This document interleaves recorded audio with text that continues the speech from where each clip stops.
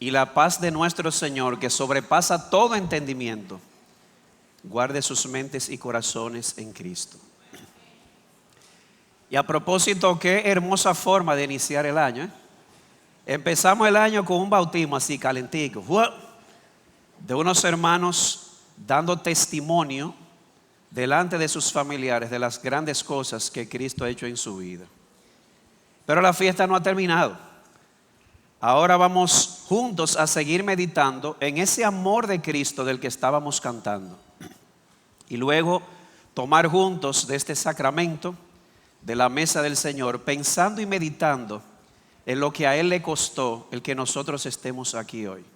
Y todo por amor. Yo les voy a pedir que me acompañen en sus Biblias a la segunda carta de Pablo a los Corintios, capítulo 5.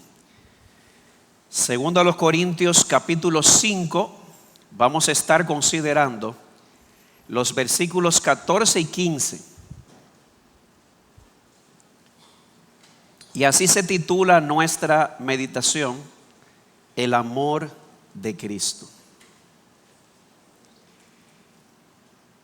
Pero antes de iniciar, vamos a inclinar nuestros rostros una vez más para pedirle al Señor que nos bendiga y que ensanche nuestros corazones para deleitarnos en Él. Vamos a orar. Padre nuestro que estás en los cielos, sea tu nombre exaltado y santificado entre nosotros. Y nosotros te damos gloria, honra y honor, no solamente porque tú la mereces debido a tu dignidad, a tu trascendencia, a tu poder y a tu autoridad, sino también por tu amor. Gracias, oh Señor, porque cuando estábamos muertos en delitos y pecados, por tu amor, por tu gracia, por tu misericordia y por tu bondad, tú enviaste a tu Hijo Jesucristo, quien vino en el cumplimiento del tiempo y nació de mujer bajo la ley para redimirnos de la maldición. Y nosotros hoy estamos aquí para celebrar ese amor. No solamente el amor que te llevó a ti a darnos a tu Hijo amado, sino también para celebrar el amor personal de tu Hijo amado por nosotros. Porque como bien Él dijo, nadie le quitó la vida. Él mismo la entregó en obediencia a ti y por amor a nosotros. Y nosotros, a una voz y con un solo corazón, alabamos y exaltamos al Cordero que fue inmolado, rogándote, oh Señor, que tú no nos permitas salir de aquí igual que como llegamos, sino que salgamos de aquí más parecidos a Cristo. Santifícanos en tu verdad, tu palabra es verdad. Renueva nuestras mentes, no solamente convenciéndonos de que tu voluntad es buena, agradable y perfecta. Renueva también nuestras mentes recordándonos las grandes misericordias que hasta aquí nos han traído.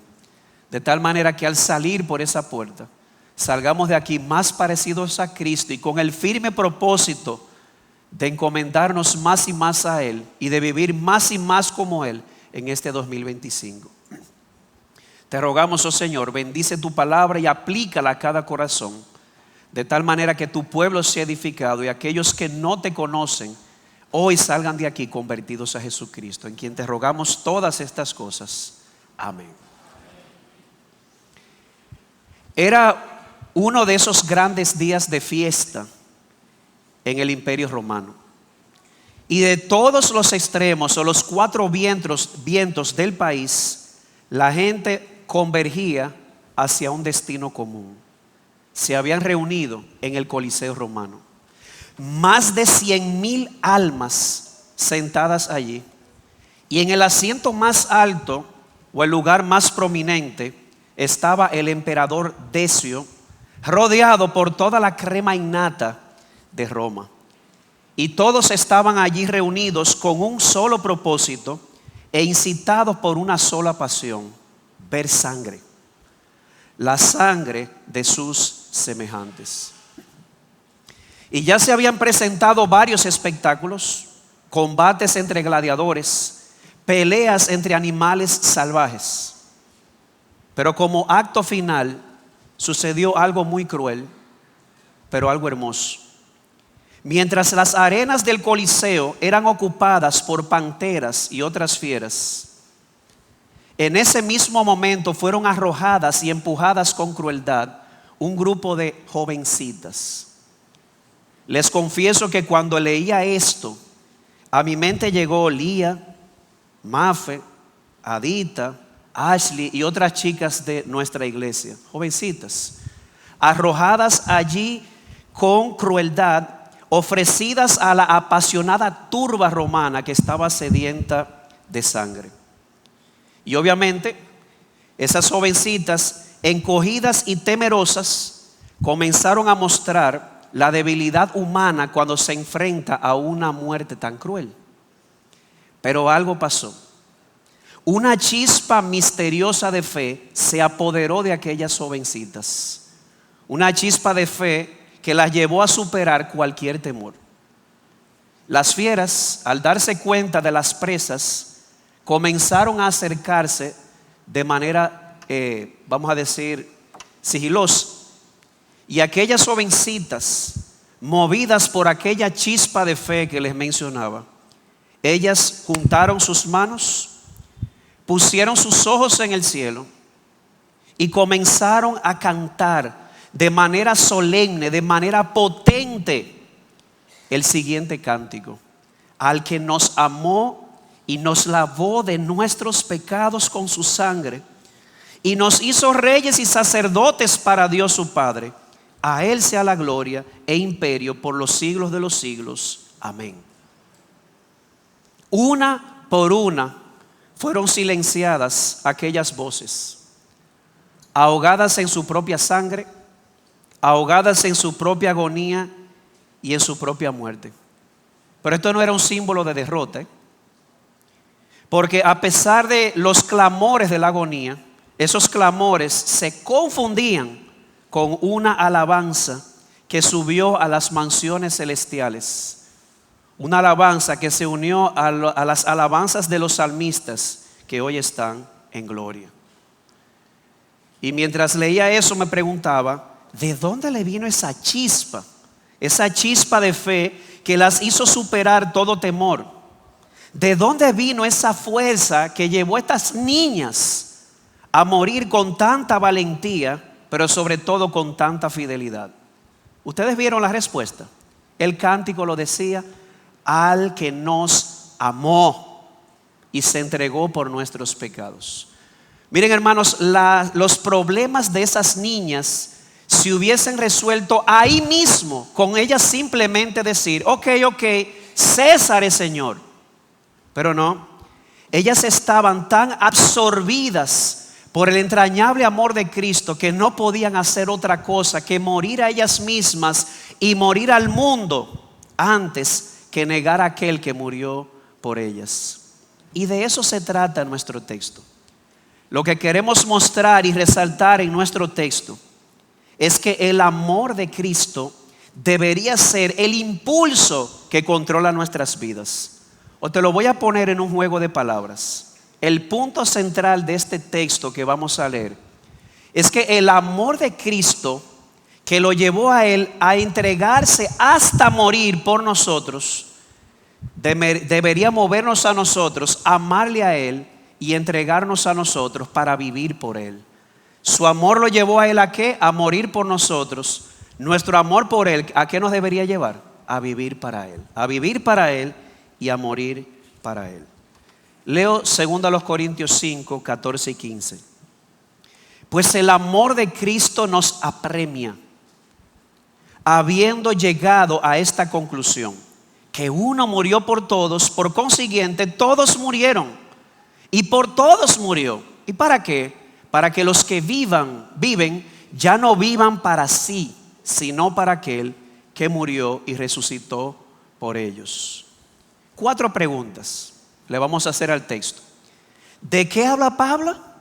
Del amor de Cristo. Es probable que usted se encuentre una u otra traducción que diga nuestro amor por Cristo. ¿Es verdad?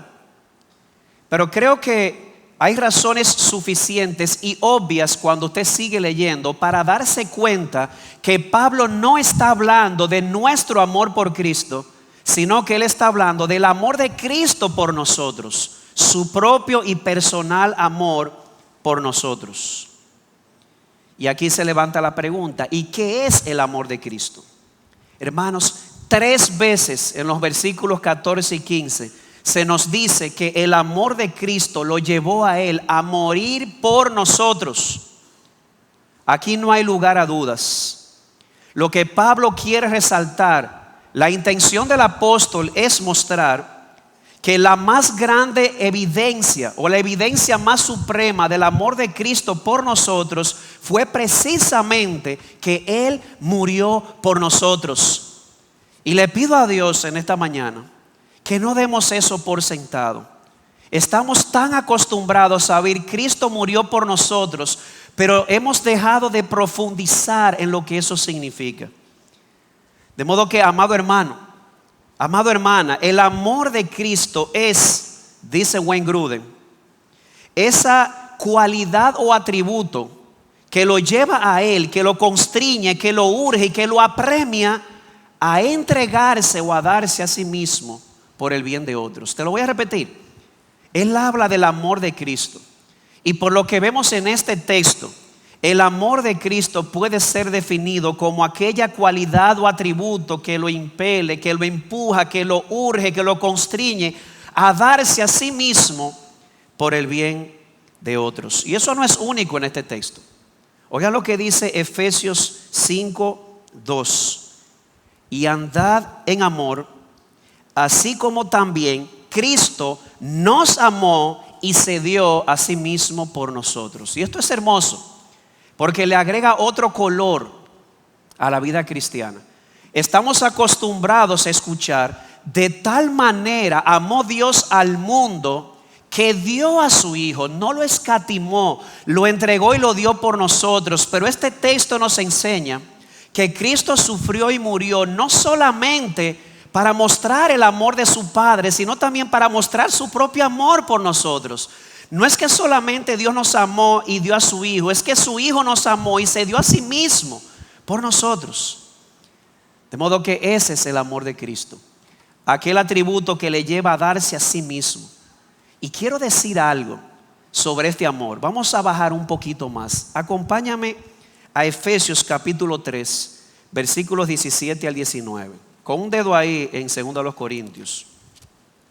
Quiero mostrarte lo que dice Pablo al usar exactamente la misma frase, el amor de Cristo. En Efesios capítulo 3, versos 17 al 19. Dice: de manera que Cristo more por la fe en vuestros corazones. Y oigan ahora: y que arraigados y cimentados en amor, seáis capaces de comprender con todos los santos cuál es la anchura, la longitud, la altura y la profundidad, y de conocer el amor de Cristo que sobrepasa el conocimiento, para que seáis llenos hasta la medida de toda la plenitud de Dios. Hermanos, el amor de Cristo, esa cualidad que lo llevó a entregarse por nosotros, es tan ancho que Él bajó del cielo y se dio a sí mismo para salvar a personas de toda lengua, tribu y nación. Ese amor de Cristo es tan largo que Él se dio a sí mismo para llevar a esas personas no a una salvación de 8,000 años, una salvación que será por toda la eternidad. Ese amor es tan alto que Jesús vino aquí y se dio por nosotros para salvarnos y llevarnos consigo a la gloria, sentarnos consigo mismo en los lugares celestiales. Ese amor es tan profundo que desde allá arriba se apió la ñoña presidencial del universo y vino a este mundo, a lo más bajo, para salvarnos a nosotros que nos estábamos revolcando en el cieno de nuestro pecado, de la culpa. No en balde dice Pablo que el amor de Cristo sobrepasa todo conocimiento. Entonces, ¿de qué habla Pablo aquí? Del amor de Cristo por nosotros. Eso que le llevó a Él a darse a sí mismo para salvarnos de toda lengua, tribu y nación, para darnos una salvación que nunca tendrá fin, sentados con Él en las alturas de los cielos, después de habernos sacado de lo más profundo del lodo cenagoso. Ahora bien, ¿qué dice Pablo de ese amor? Dice el verso 14, volviendo otra vez a 2 Corintios, el amor de Cristo nos apremia. ¿Qué significa nos apremia? Les voy a leer algunas traducciones para que tengamos una idea más clara de lo fuerte que es este verbo. La Reina Valera del 60 dice: el amor de Cristo nos constriñe. La Nueva Versión Internacional dice: el amor de Cristo nos obliga. La Biblia de Jerusalén y la Nueva Versión Popular, o la Versión Popular, dice: al igual que las Américas, nos apremia. Y la Biblia en lenguaje sencillo dice: el amor de Cristo domina nuestras vidas. Y quise traer todas esas traducciones para tener una idea de lo fuerte que es este verbo cuando él dice nos apremia. ¿Saben cuál es la idea? El amor de Cristo, que lo apremió a él a darse a sí mismo por nosotros, es tan intenso y tan fuerte que también nos apremia y nos mueve a nosotros a vivir para él. ¿Usted lo puede repetir? Claro. La idea de este verbo, nos apremia, nos constriñe, nos empuja, nos obliga, nos controla, es esta: que el amor de Jesús por nosotros, que lo llevó a darse por nosotros, es tan poderoso y tan fuerte que no nos queda otra opción por ese amor también a ser empujados, constreñidos y urgidos a vivir para aquel que murió y resucitó por nuestros pecados. Te lo digo ahora de una manera más sencilla. Lo que Pablo quiere transmitir aquí es que el amor de Cristo debería ser el impulso que controla nuestras vidas. El amor de Cristo debería ser el motor o la fuente para vivir la vida cristiana. Y el primer ejemplo lo tenemos en Pablo ahí, en el mismo contexto. Mire, si usted lee 2 Corintios, usted notará que dentro de la iglesia había una tensión por causa de Pablo. Habían personas dentro de la iglesia que tenían problemas con Pablo, con su autoridad y con su predicación.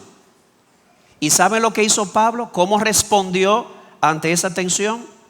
Siguió predicando con la misma pasión, con la misma intensidad y con limpia conciencia. ¿Y por qué? Él lo dice: porque el amor de Cristo me constriñe.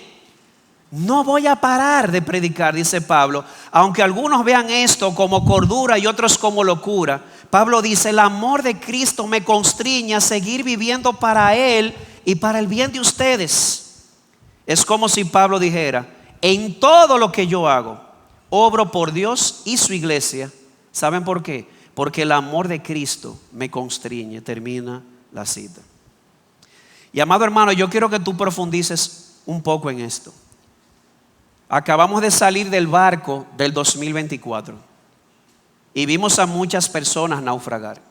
Vimos jóvenes naufragar, tristemente. ¿Sabe por qué? Porque en este mundo de tantas tentaciones y de tantas pruebas, la fuerza de voluntad no es suficiente. En este mundo tan cruel, no es suficiente el temor al castigo. Esos pilares no pueden sostener nuestra fe en un mundo tan cruel.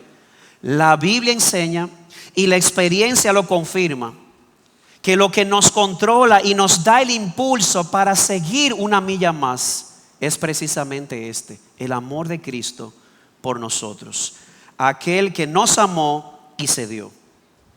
Dice Henry Mahan sobre esto: no es el temor al infierno, ni el deseo de recompensa, ni una preocupación por ser aceptados lo que mueve o empuja a los creyentes a llevar a cabo sus deberes. Es el amor eterno de Cristo lo que nos constriñe. Y si tú dices: pastor, dígame, lo que pasa es que yo no he respondido como yo debería al amor de Cristo.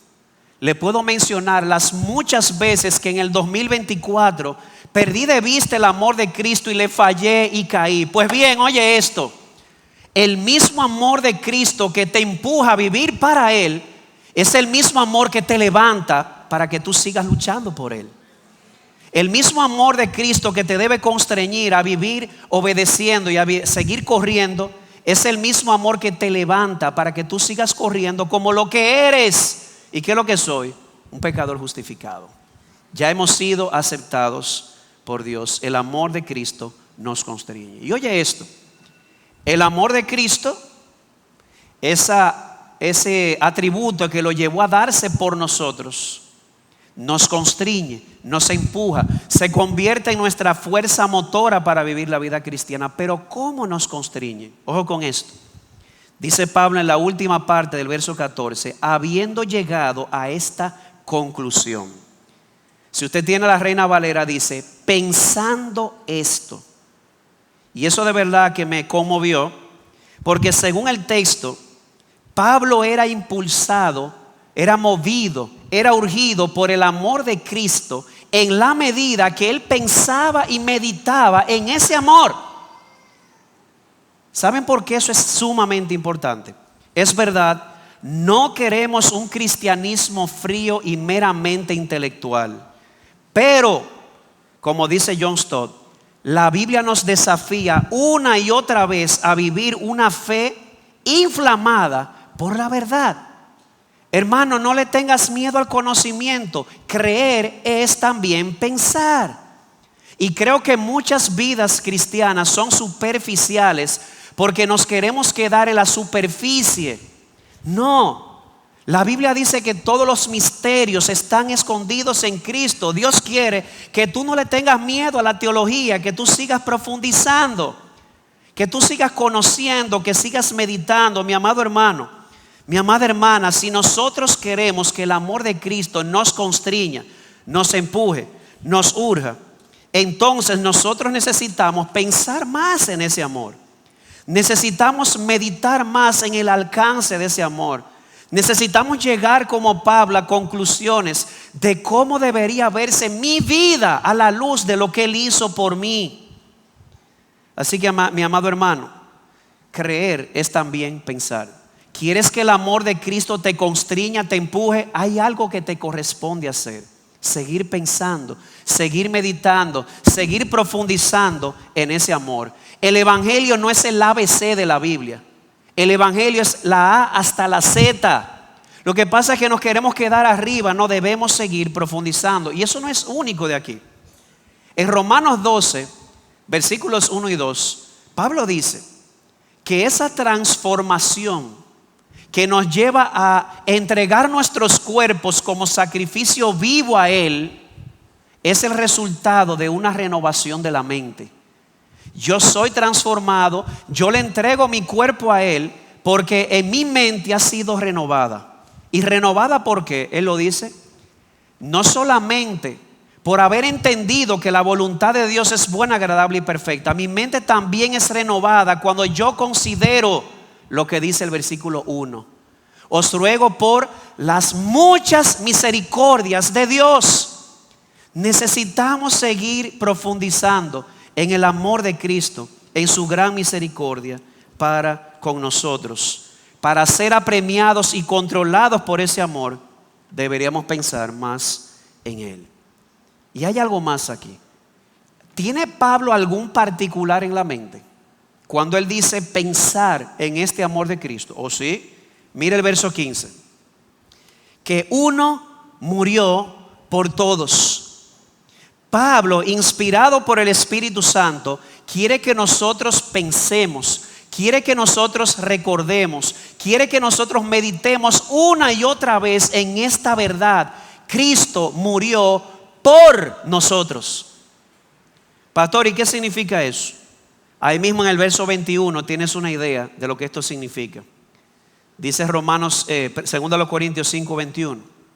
Al que no conoció pecado, le hizo pecado por nosotros. Ahí está la palabra, por nosotros, para que fuéramos hechos justicia de Dios en él.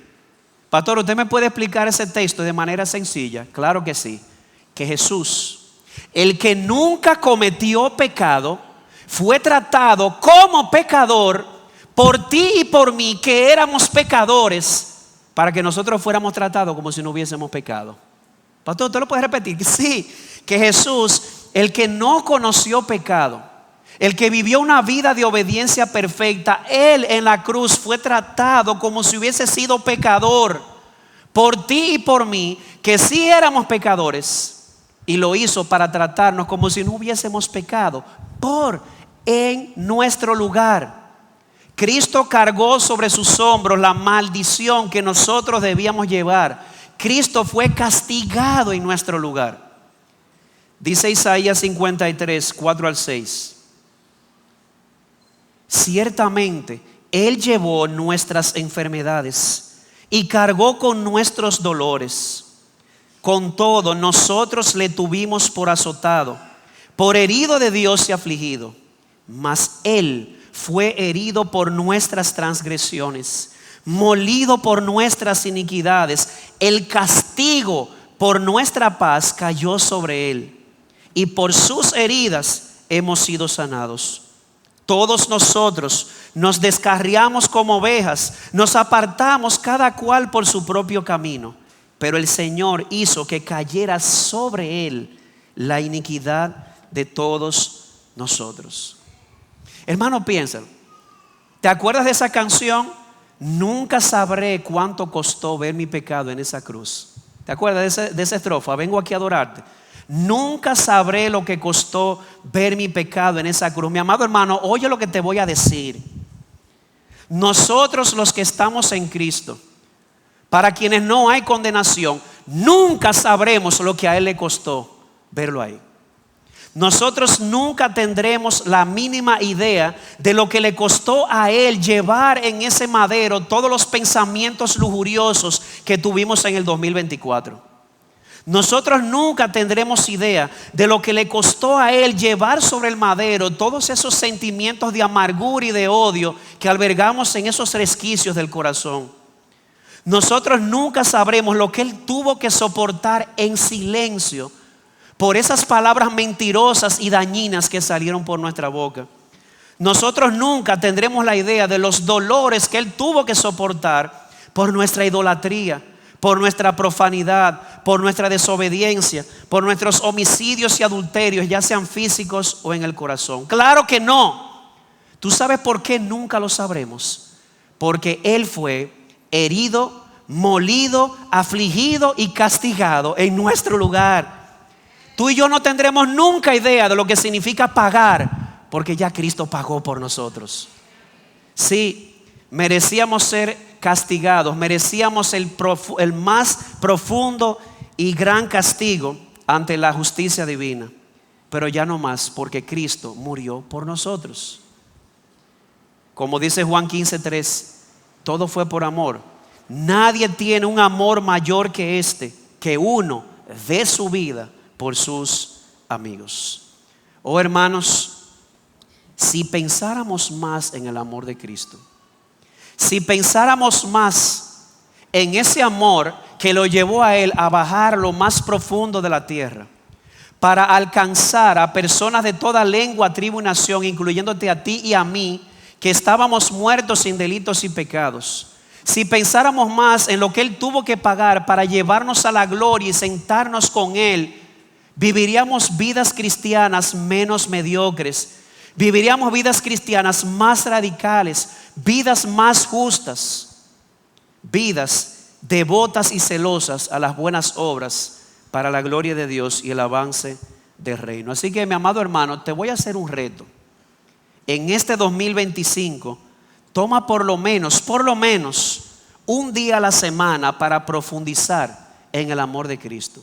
Pastor, ¿y qué usted me recomienda? Suelta el miedo y léase Isaías del 40 al 66. Cómo el siervo sufriente tuvo que venir aquí a redimir a Israel, el siervo infiel que no cumplió su misión. Tómate tiempo para leer Romanos, lo que las muchas misericordias de Dios hicieron con nosotros.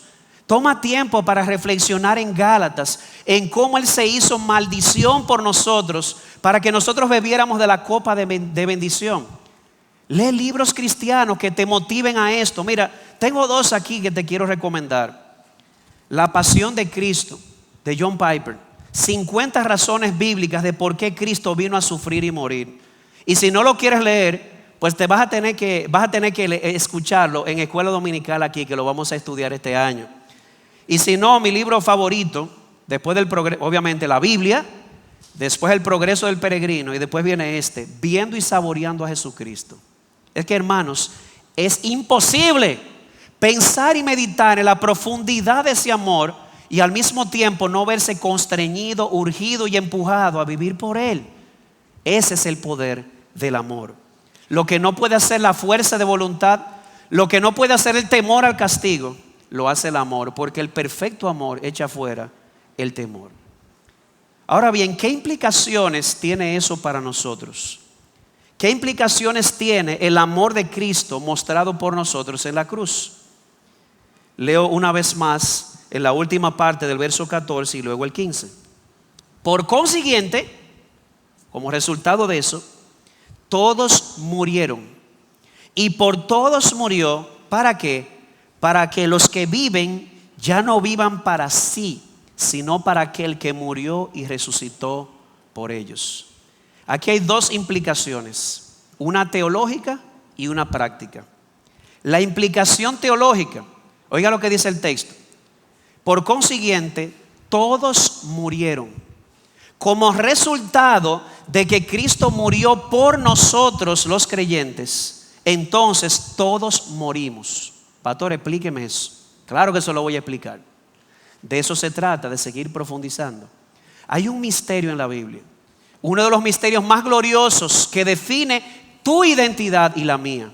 Y ese es el misterio de la unión con Cristo. Hermanos, ¿quieres saber qué es lo que te define? No es lo que hiciste en el pasado. Lo que te define es esto: tú estás en Cristo.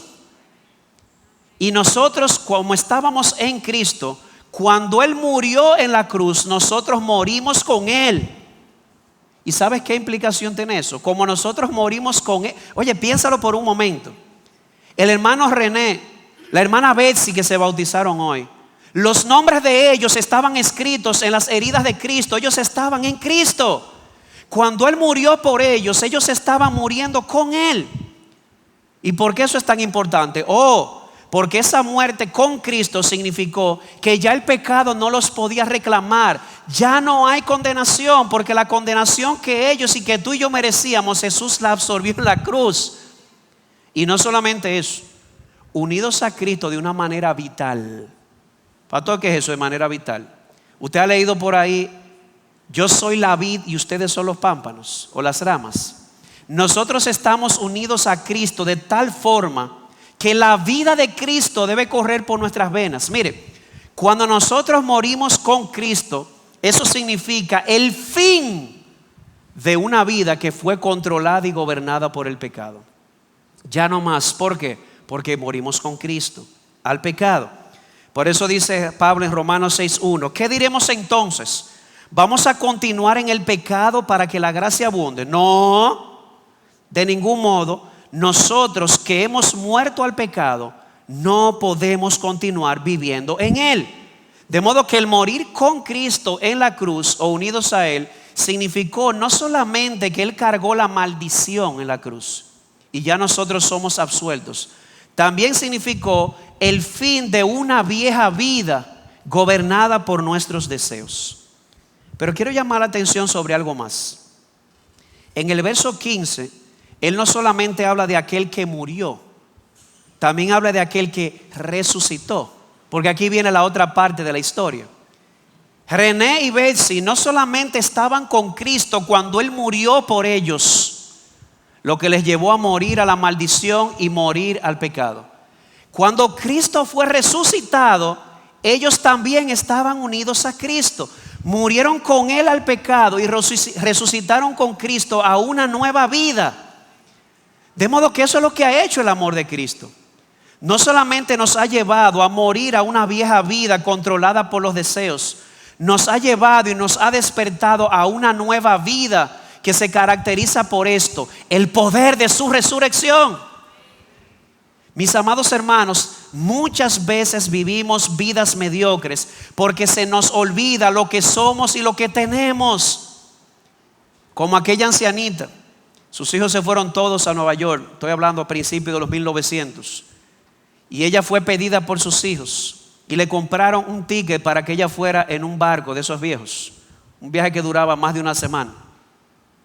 Y la señora pensó, para no pasar hambre en el barco, voy a vender todo lo que tengo y voy a comprar galletica con queso. Y se pasó 3 días comiendo galletica con queso, pero se le acabó.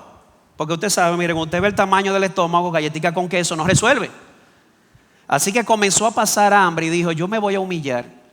Y se le acercó al capitán del barco y le dijo, mire don, póngame aunque sea a trapear, aunque sea a fregar, pero estoy pasando hambre. El capitán le dijo, usted me puede prestar su ticket. Y cuando él lo vio, él sonrió y le dijo, doña, usted tiene un pasaje de reina. ¿Cómo así? Que usted debería estar comiendo caviar en el barco. Usted VIP, hay VIP aquí para usted. Ella estaba viviendo una vida mediocre en el barco y miserable porque ignoraba lo que ella era y lo que tenía. Mi amado hermano, tú estás en Cristo. El pecado no tiene por qué gobernarte porque tú moriste al pecado con Cristo. Y hoy puedes decirle no al pecado porque has sido resucitado con Él a una nueva vida gobernada por el poder de la resurrección. Ese es el poder que está a tu disposición, mi amado hermano, en esta vida cristiana. Pero no solamente hay aquí una implicación teológica, sino también una implicación práctica. Porque Él dice, todos murieron y por todos murió. ¿Para qué? Para que los que viven ya no vivan para sí, sino para aquel que murió y resucitó por ellos. Amado hermano, Cristo no murió por ti simple y sencillamente para que tú dejes de ser egoísta y vivas para otros. Eso lo puede hacer hasta una persona atea. Conozco ateos, conozco personas de otras religiones que son muy abnegados y hacen lo que sea por amor a otros. Eso está bien, pero Cristo murió por algo más radical. Él murió en la cruz para que tú vivas, no simplemente para otros, es para que tú vivas para Él. Para Él. ¿Tú sabes lo hermoso que fue que alguien me tuvo que recordar ayer? A mí. Me sentía derrotado, me sentía abatido. Y alguien me escribió. Yo no sé por qué el Espíritu me ha movido a recordarte esto. Somos libres. ¿Tú sabes por qué somos libres? Porque servimos a una sola persona en todo el universo, a Jesucristo. Él murió y resucitó para que vivamos para Él. Simple y sencillamente no es posible ser cristianos y no vivir para Cristo. Si no vives para Cristo y si vives para ti, vas a tener que revisar tu cristianismo. Porque si eres cristiano, el amor de Cristo debería constreñirte, urgirte, empujarte, obligarte, dominarte. De tal forma que tú digas, en mi vida se va a hacer lo que Él diga. Se va a hacer lo que diga aquel que murió por mí. Sobre esto dice Charles Hodge: si realmente hemos apreciado su amor al morir por nosotros hasta el punto de que nos lleve a confiar en los méritos de su muerte, entonces nos veremos constreñidos a consagrar nuestras vidas a su servicio. Y aquí es que alguien dice, pastor, dígame, pero si usted lee el verso 18, ahí dice que Cristo murió para reconciliarnos con el Padre. Claro, el propósito inmediato de la muerte de Cristo fue morir para reconciliarnos con el Padre. Pero el efecto inmediato de la reconciliación, ¿tú sabes cuál es? La consagración. El entregar mi cuerpo como sacrificio vivo, la devoción y la entrega. Y quiero hacer 2 aclaraciones ya antes de ir cerrando sobre esto, de que murió por nosotros para que nosotros vivamos para Él. Primera aclaración, esto es un asunto de autoridad. Hay personas que dicen, yo voy a vivir manteniendo en alto el legado de esa mujer que me trajo al mundo. Eso está bien. Yo voy a vivir para mantener en alto esa herencia, ese legado que nos dejó fulanito de tal. Mira, vivir para Cristo no significa vivir para honrar la memoria de uno que murió. Dice Pablo que Él resucitó. O sea que nosotros no le servimos a un Cristo muerto, le servimos a un Cristo vivo. Porque después de morir por nosotros al tercer día, el Padre le levantó de entre los muertos y hoy está sentado a su diestra como Señor y Cristo. Toda nuestra vida, toda nuestra lealtad debe ser para aquel que tiene toda autoridad en los cielos y en la tierra. Pero que no se te olvide, esto no es solo un asunto de autoridad. ¿Cuántas personas no hay en autoridad que son déspotas y que son malos? Pero estamos hablando de uno que es la autoridad suprema, pero que en el momento propicio, en el cumplimiento del tiempo, dejó su trono y vino aquí a morir por nosotros. Oye, mi amigo, alguien te va a gobernar, alguien te va a controlar. Yo no sé tú, pero yo quisiera que quien me gobierne sea aquel que antes de ser exaltado con una corona real, fue humillado con una corona de espinas. Y lo hizo por mí. Mi hermano, yo quisiera entrar en particulares, pero no lo voy a hacer, porque el punto aquí no es hablar de mi pecado que yo conozco. El punto aquí es exaltar a Cristo. Tú y yo sabemos todo lo que Jesús hizo por nosotros, lo que debimos haber pagado, y Cristo lo pagó. Así que no es solamente un tema de yo vivo para Él porque Él es la autoridad suprema. Es yo vivo para Él porque ese amor que Él demostró hacia mí en la cruz me urge y me constriñe a yo amarle con locura, con devoción, a aquel que murió y resucitó por mí. Así que, amado hermano, no es cristiano simplemente el que deja de vivir egoístamente y comienza a vivir para otros. Es cristiano aquel que vive para Cristo. Una vez más, Charles Hodge dice sobre esto: un cristiano es una persona que reconoce a Jesús como el Cristo, el Hijo del Dios vivo, como un Dios manifestado en carne que nos ama y muere por nuestra redención, y que es tan sensible al amor de este Dios encarnado que se ve constreñido a hacer la voluntad de Cristo la regla de su obediencia, la causa de su gloria, en el grandioso objetivo por el que vive. Termina la cita. Mi amado hermano, el amor de Cristo nos constriñe a vivir para Él. Y si tú consideras que eso es demasiado para ti, pues recuerda esto. ¿Cómo es que el amor de Cristo nos constriñe? Pensando y meditando. Recuerda esto: el Evangelio te da las dos más grandes motivaciones, dos motivaciones poderosas. Cristo te amó y te sigue amando. Y en segundo lugar, tú moriste con Él al hombre de pecado y resucitaste con Él para una nueva vida. Es lo que eres en Cristo y lo que Él hizo por ti. En conclusión, la Biblia enseña, y la experiencia lo confirma, que lo que nos controla y nos da el impulso para seguir corriendo esta vida de fe es el amor de Cristo. Aquel que nos amó y se dio a sí mismo por nosotros. Y cuando nosotros pensamos más profundamente y seriamente en el amor de Cristo en nuestro lugar y a nuestro favor, cuando nosotros consideramos lo que hoy somos por lo que Él hizo, entonces no nos queda otra opción que esta: vivir y morir para aquel que nos dio la vida, y no solamente la biológica, sino también la vida espiritual y la vida eterna. Y no quiero terminar sin decirle algo a los amigos que están aquí. Es decir, aquellas personas que no son creyentes. Cristo murió por nosotros. Te tengo una buena noticia: tú puedes salir de aquí siendo uno de esos nosotros. ¿Y cómo?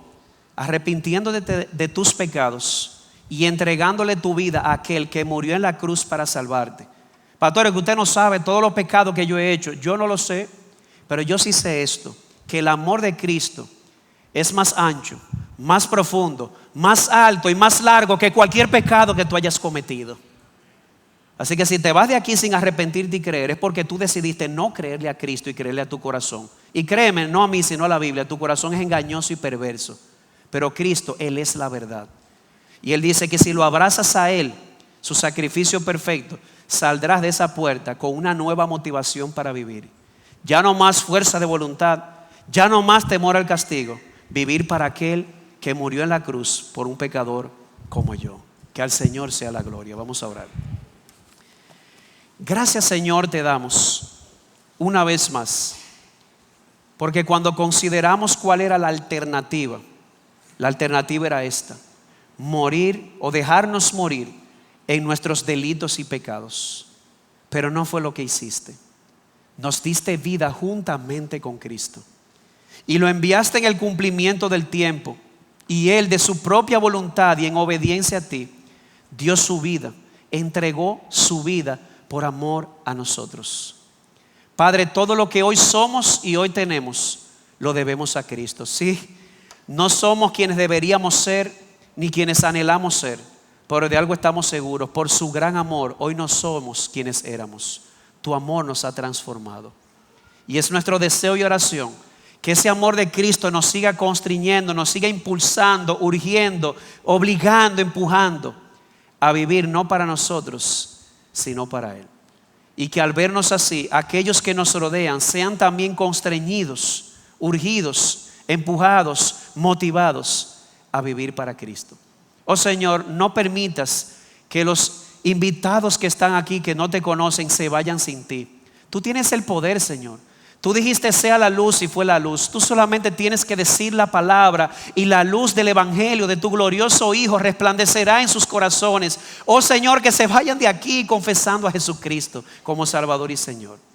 Y concédenos también que al tomar de esta cena podamos hacerlo con gratitud, recordando el amor de Cristo y teniendo esa motivación para empezar este 2025 con una nueva batería. No fuerza de voluntad, no temor al castigo, sino el amor de Cristo. Porque te lo rogamos en sus méritos. Amén.